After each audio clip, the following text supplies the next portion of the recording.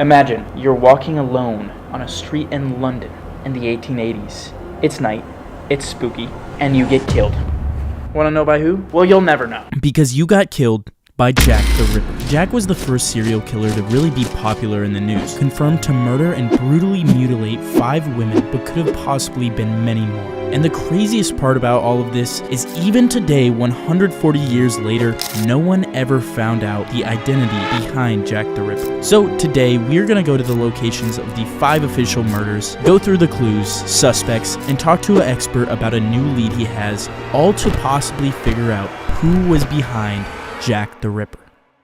My name's Mick Priestley, and I'm the author of Jack the Ripper, One Autumn in Whitechapel, which is an extremely in-depth account of the Jack the Ripper case. I'm excited. I want to wait till later, but I'm really excited to ask who you think the man was. It's a guy that nobody's ever suggested before. Oh, wow. All right, so we're gonna just start by going to the locations where the murders happened and kind of going through the story that way. Sounds good. Let's do it. One thing I want to do before we get into that is I want to break down the scenery of what London looked like in the 1880s. So this is all took place in the area of Whitechapel, London, where we are right now. This area in the 1880s was like miserable. London went from 1 million people to 5 million people in a short span of time. So in this area, there were 30,000 people lived in 3 squared miles. Everyone was extremely poor. Yeah, Damn I right. guess you couldn't go on TikTok live and make money, huh?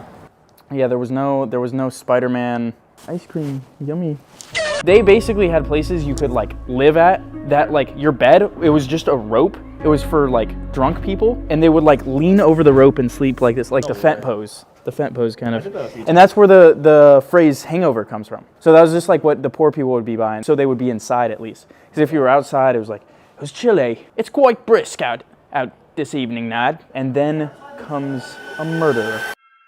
This all started August 31st, 1888, when the body of Mary Ann Nichols was found on Bucks Row, or today, Deward Street. Who had last been seen leaving a pub on the corner of Brick Lane. She was then seen making her way out onto Whitechapel High Street at about 2:30 in the morning. She was then found dead about an hour and 10 minutes later. She was found originally by a guy called Charles Cross. He was actually making his way up the street, heading this way. He noticed something lying exactly where we're standing, but it was that dark, so it was a very poorly lit area of the street. Then the fact that he was on the other side of the road and didn't realise it was a woman, he thought it was a rolled up sheet or something. He then heard footsteps coming from behind him. It was a guy called Robert Paul. He said, "Hey mate, look, her legs were wide apart, her clothes were pulled up." He said he thinks she's still breathing, and then went, "Well, I've got to get to work. And if we see a policeman, we'll tell them about it." They met a PC Jonas Misen. He then came down, by which point a PC John Thane had also arrived, and that's where the whole case began. When they found the body of Mary, she had multiple incisions running down her stomach. This is a trend you would start to see a lot more and a lot worse in the later murders. And this all would give us a good idea of who Jack was. But after Mary Ann, Mick took us to a spot that is not an official murder of Jack the Ripper, but he really seems to think it was done by him. And hopefully this will offer more clues. 3 weeks earlier, there'd been the murder of Martha Tabram down in Gunthorpe Street. She was found on the first floor landing of a building called the George Yard Building. Whoever had murdered her, he'd entered the building with her onto the first floor landing. She'd been stabbed 39 times, and she was lying in the same manner as Mary Ann Nichols was. That murder of Martha Tabram had made a minor ripple in the newspapers, and then later on in the case, when he strikes again, then it became a sensation in the newspapers. And is it true that he was like, in a way, the first media serial killer? Like he was the first serial killer to be, I guess, like publicized? Like, it wasn't the first serial killer case in this area, Yeah. but it was far and away the most notorious, with what you would sort of see as like a modern tabloid press following it. This is a random kind of off-topic question, but this is our first time in London. Do people get shanked a lot here? Is that real? People say, I mean, you do have that, but it tends to be like gang stuff. Okay. So they don't have the guns. So over we're here. chilling. We're not gonna get No, shanked. I'm absolutely fine. Just 8 days later, on September 8th, 1888, a resident on Honbury Street stumbled across the body of Annie Chapman, the second official murder.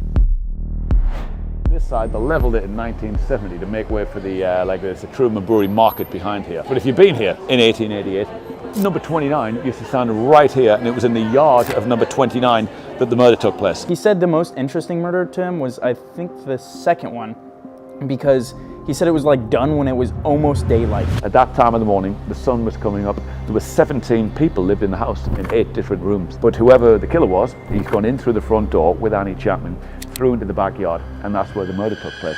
She was found lying on her back with her head to the side, one hand across her chest, but her intestines had been pulled from inside her and were actually lying across her right shoulder. Small parts of her abdomen had actually been cut from inside her. Her legs were wide apart like Mary Ann Nichols. Her clothes were pulled up chest high like Mary Ann Nichols.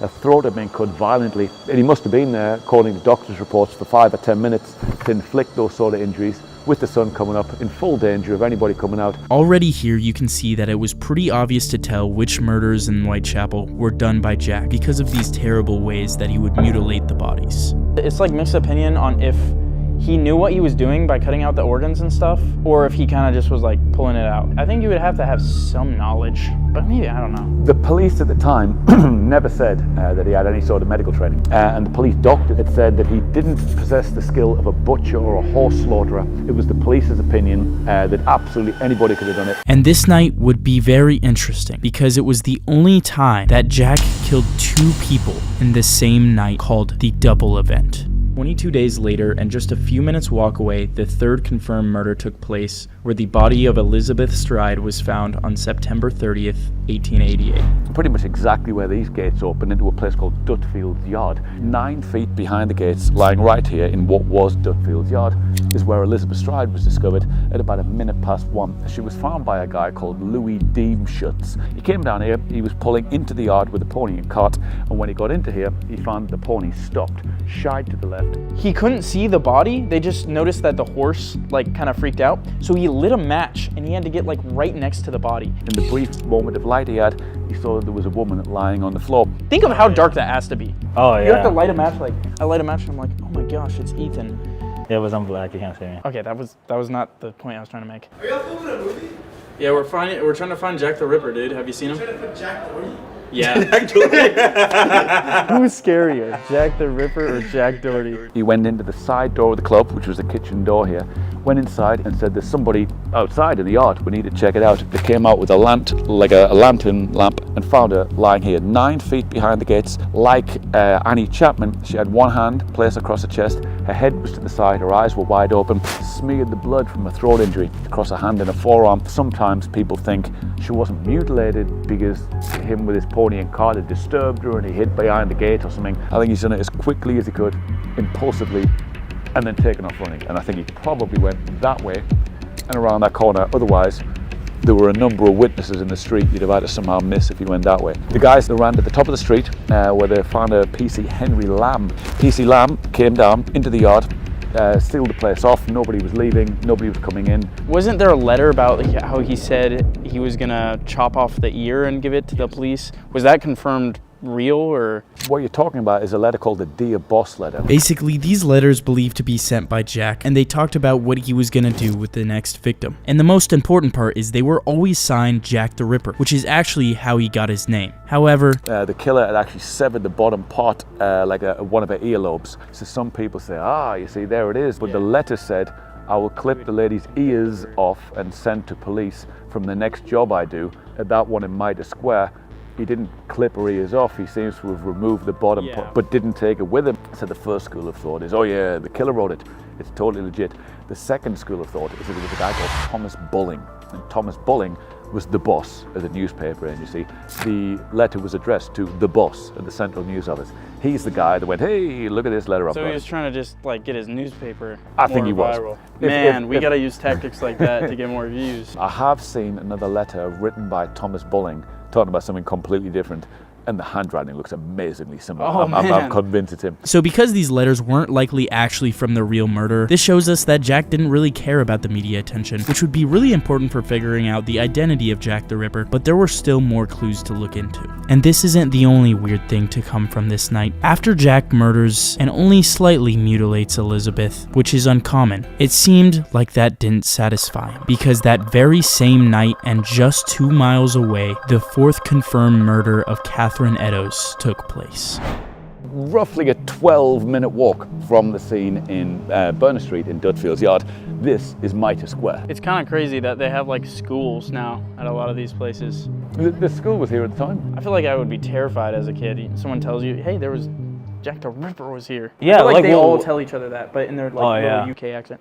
Hey, bruv, did you know Jack the Ripper was here? And he kills people. This is where we would get a big clue to who Jack was, because 3 men were standing outside at the time and actually saw Catherine Eddowes with a man right before she was murdered. The lady described him as being a white guy in his late 20s. He had a small grey flat cap with a peak. He had a small fair moustache, a fair complexion, it was said, a red neckerchief around his neck, and a pepper and salt jacket on. About 9 minutes after that, according to PC Watkins' estimations, he said he came back along Mitre Street. He came up into the square, and this time found the appallingly mutilated body of Catherine Eddowes lying right here in the corner, exactly where we're standing. And if you think getting seen by 3 men was a big slip up by Jack, he was about to make an even bigger slip up. She was lying on her back with both hands by her sides. Her head had been turned to the left, legs wide apart, clothes pulled up. Her intestines had actually been pulled off and were pulled out and were placed across her right shoulder. A 2.5-foot section of a colon had been removed from inside her and was lying here on the ground between the left arm and the body. There were a number of stab and slash injuries to her face. Her left kidney was missing, a womb was missing.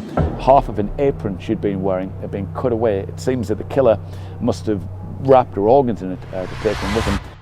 The missing part of her apron was actually found here by a PC Alfred Long. It's the only point in the entire case that the killer left a clue with his own hand for everybody to find, and nobody disputes that. It absolutely was the missing part of her apron that was missing from Mitre Square. What was the motive like behind that? I think he might possibly have not wished to be seen carrying a blood-stained packet of organs if he's going to pass one of these high streets. Do you know much about the reasoning for why he was taking these organs, why he was mutilating the bodies the way he was? In a modern case, they would say he's a sexually motivated serial killer. He's killing all women. All of the parts he's stabbing are parts he might like, sort of in between her thighs, in between her legs, putting himself in great danger to do this, and yet he feels compelled to stay at the scene to act this out. And this implies that it's very important to him to do this to get his full sexual gratification out of his crime scene. He didn't just wake up this morning out of nowhere and think, that's it, I'm going murdering. Yeah. He would spend years. It's something he's seen, heard, or read about influences him, and it sits in his brain, and he's just thinking about it, fantasizing about it, perving over it, rehearsing in his head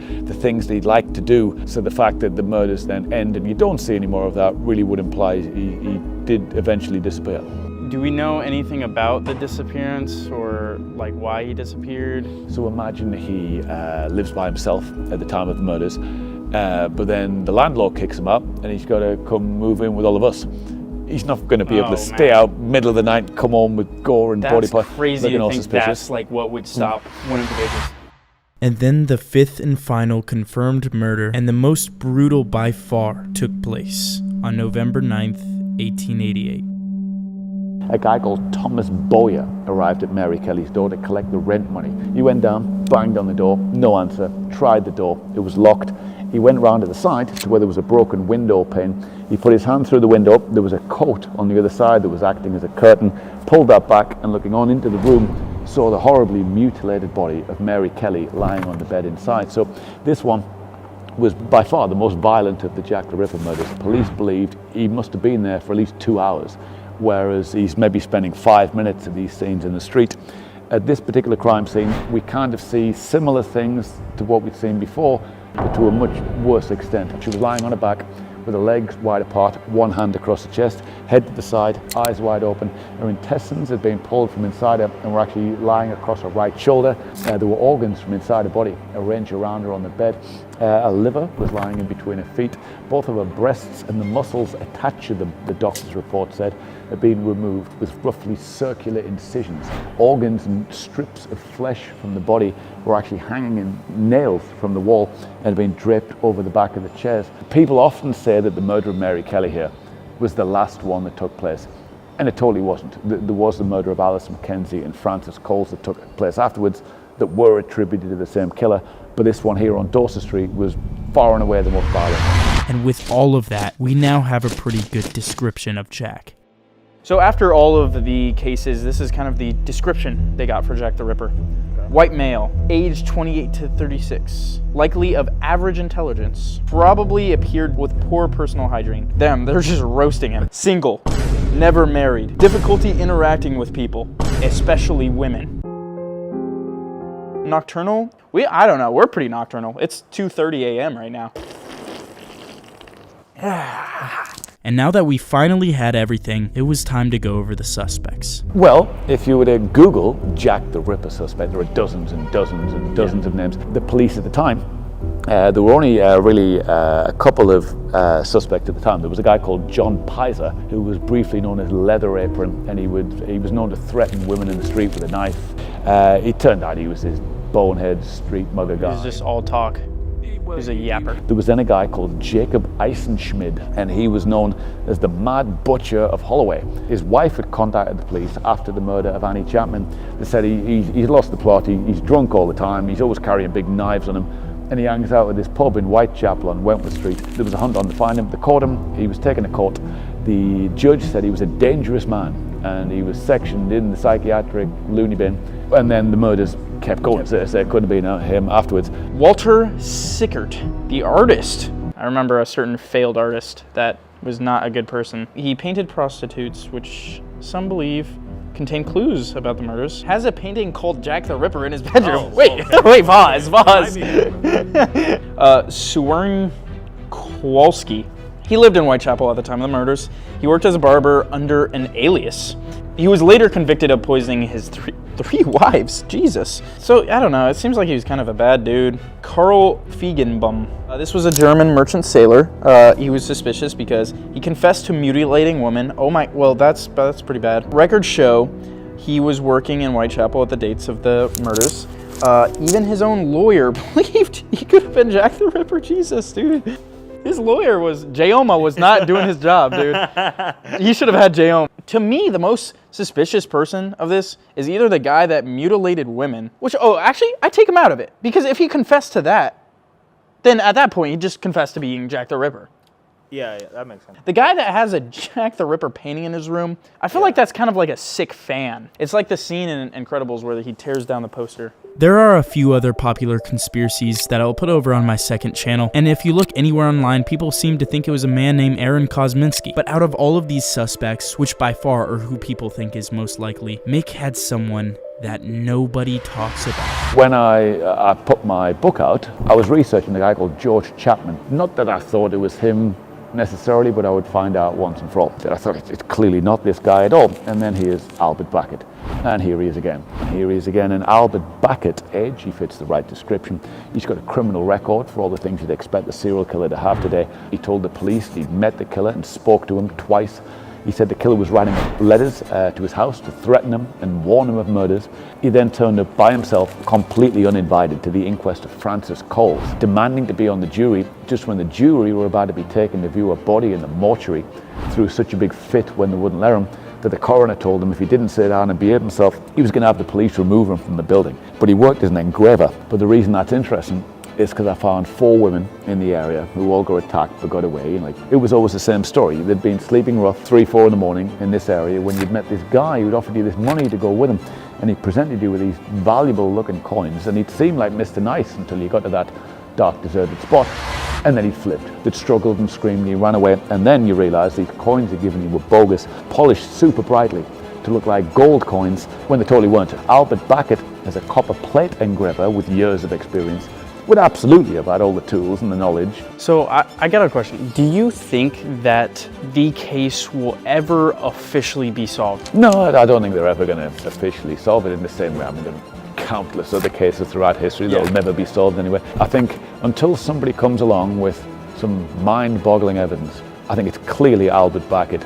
and nobody's ever suggested it before. I'll be 100% honest, I have not dedicated nearly enough time to say really much on this, but this guy that Mick told us, Aaron, claiming to meet Jack, getting letters from him, then also having metalworking experience where the survivors would see fake coins right before they got attacked, seems incredibly suspicious. And also just Jack the Ripper as a whole. Before I knew much about the Jack the Ripper, I was like, oh, genius guy. He was getting away with all these killings and stuff. But like talking to this expert now, it literally seems like he was just lucky. I thought everything was like really detailed. I thought he was super smart, but it literally seems like he was just like walking home, see someone alone, like just murder them, do whatever you wanted, and somehow like run away. And like it's crazy what you could get away with.